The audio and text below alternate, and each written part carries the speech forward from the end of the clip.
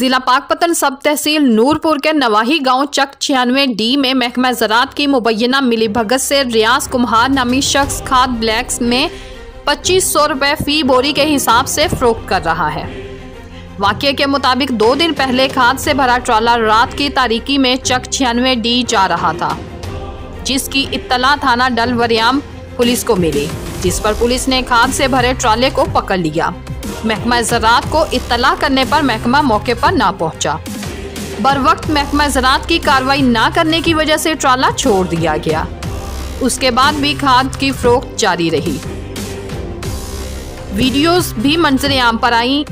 Assistant commissioner Pakpattan को खाद के ट्राले की पर्सनल नंबर पर भी इत्तला दी गई।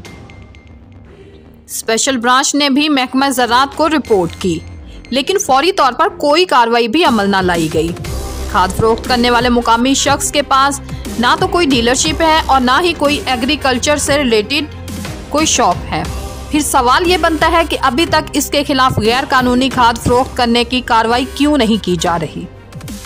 अहले इलाका ने इस तमाम तर मिलीभगत, रिश्वतखोरी और ब्लैक मेलिंग का जिम्मेदार कमिश्नर साहिवाल, डीसी पाकपतन और ज़राअत महकमे के आला अफसरान को इसलिए ठहराया कि अभी तक भी पाकपतन इंतजामिया और महकमा ज़राअत और ब्लैक माफिया के खिलाफ एक्शन नहीं लिया गया।